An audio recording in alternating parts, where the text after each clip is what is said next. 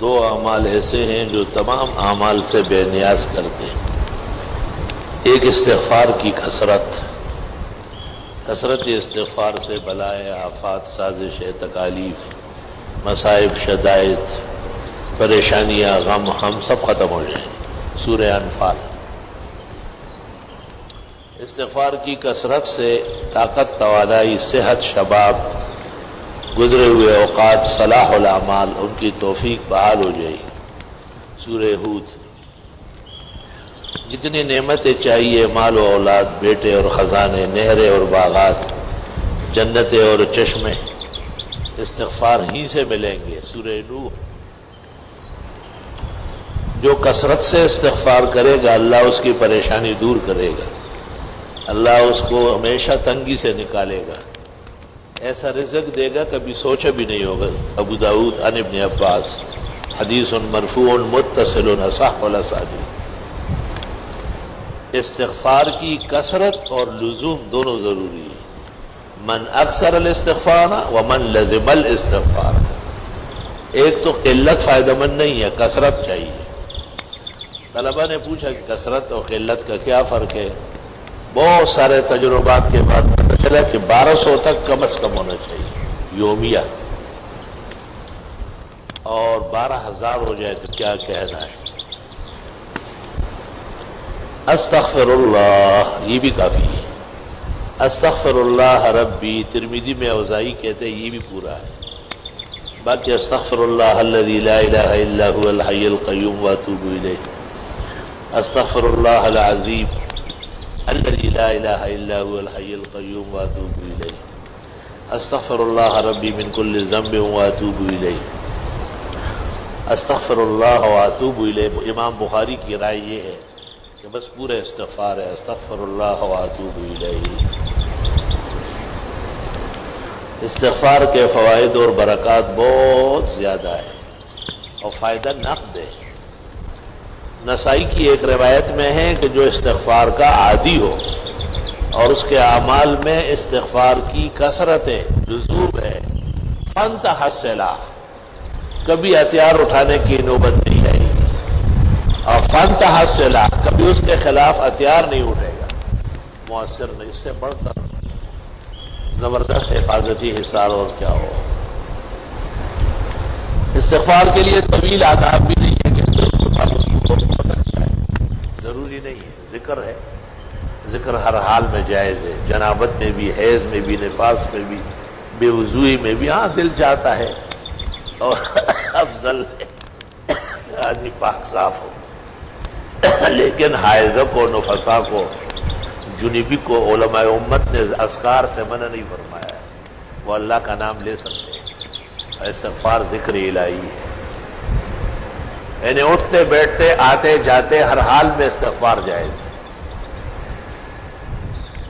لا الہ الا اللہ، استغفر اللہ واتوب الیہ۔ دوسرا عمل جو بہت سارے اعمال سے بے نیاز کرے گا وہ قرآن کریم کی تلاوت ہے، قرآن کریم کے ساتھ مشغول ہونا ہے، قرآن کے معانی تراجم میں متفکر ہونا ہے، قرآنی علوم اور فنون میں ہم وقت مصروف رہنا ہے۔ حدیث کے الفاظ ترمذی فضائل قرآن کے آخری حدیث ہے، من شغلہ القرآن عن ذکری و مسئلتی، جو قرآن کی وجہ سے اتنا مشغول ہے کہ اس کو دعا کا موقع نہیں ملتا، مانگنے کا موقع نہیں ملتا۔ اعطیتہ افضل ما اوتی السائلین، مانگنے والوں کو جو میں دیتا ہوں اس سے بہتر اس قرآن والے کو دوں گا۔ سب سے بڑا نظام جو اللہ کے آپ پسندیدہ ہے وہ قرآن شریف کا ہے، دور دورہ ہے، لوگ پڑھے، بیویاں پڑھے، بڑے پڑھے، نمازوں میں پڑھی جائے، درس دیا جائے، بیان ہو جائے۔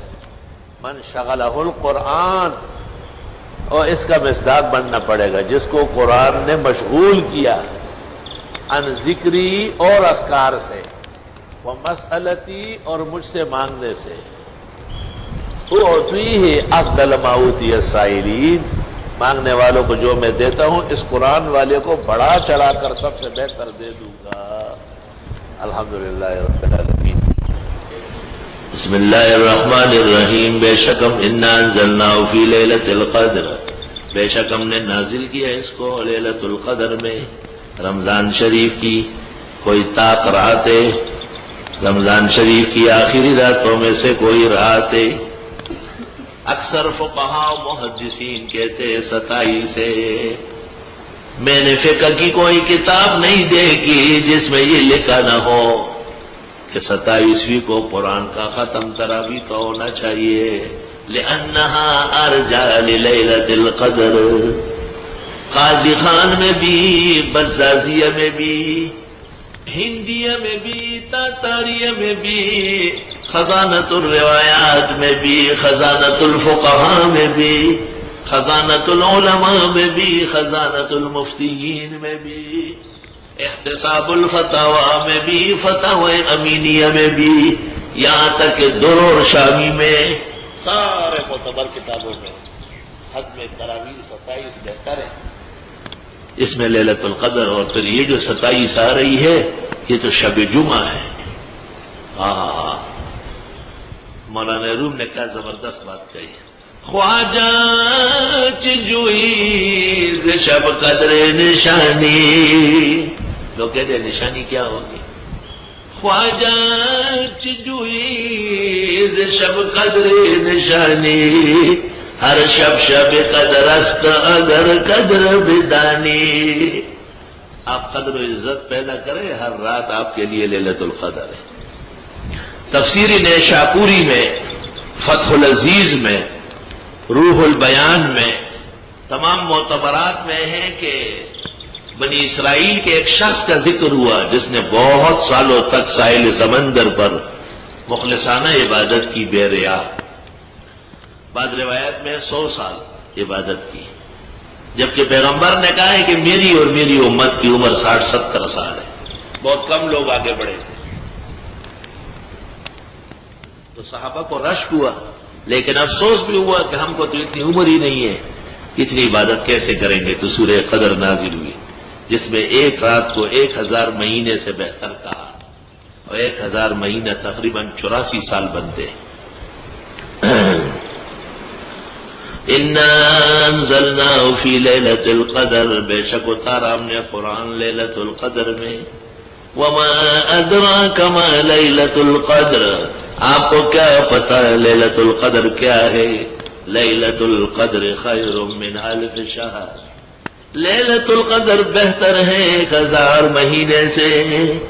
تنزل الملائکۃ والروح فیہا، اترتے ہیں فرشتے اور جبریل اس میں، باذن ربہم، رب کے حکم لے کر، من کل امر، ہر امور کے لیے، سلام، یہ رات سلام ہی سلام ہے، حتی مطلع الفجر، یہاں تک کہ فجر طلوع ہو جائے۔ مغرب سے شروع ہوتی ہے اور صبح صادق تک پوری رات آسمانوں میں مغفرت کے اعلانات ہوتے ہیں، زمین کے گناہگاروں کو بخشا جاتا ہے، کڑوا پانی سمندر کا میٹھا ہوتا ہے، کتوں کی آوازیں کم کر دی جاتی ہے، لیکن ہمارے زمانے کے جو کتے ہیں بدعتی، یہ لاؤڈ سپیکر پر بالجہر ذکر کرتے ہیں، یہ وہ کتے ہیں جو لیلۃ القدر کو بھی نقصان پہنچاتے ہیں، اور بہت ساری علامات بین بنفسہا ہو جاتی ہے۔ جس شخص پر منکشف ہو، ادب یہ ہے کہ اوروں کو نہ کہے وہ، جی ہاں، اس سے نقصان ہو جائے گا وہ، بلکہ منکشف ہونے کی علامت یہ ہے کہ وہ اپنے حساب سے لگ رہا ہے۔ لیلۃ القدر کا مطلب یہ نہیں کہ آپ وتر با جماعت نہ پڑھیں، لیلۃ القدر کا یہ مطلب نہیں ہے کہ آپ راتوں کو نفلیں پڑھیں، دعائیں مانگے۔ عائشہ نے پوچھا تھا حضرت سے، فرمایا اس میں خوب دعائیں مانگے آپ، ترمذی شریف۔ اللہ اکبر اللہ اکبر، لا الہ الا اللہ، اللہ اکبر اللہ اکبر وللہ الحمد۔ امام اعظم سے منقول ہے، انہا تدور فی السنہ، پورے سال میں کوئی رات ہے۔ گزشتہ امتوں میں یہ سالوں میں تھی اور صرف پیغمبروں کے لیے، اس امت کو رمضان شریف میں اور پوری امت کو عطا کر دی۔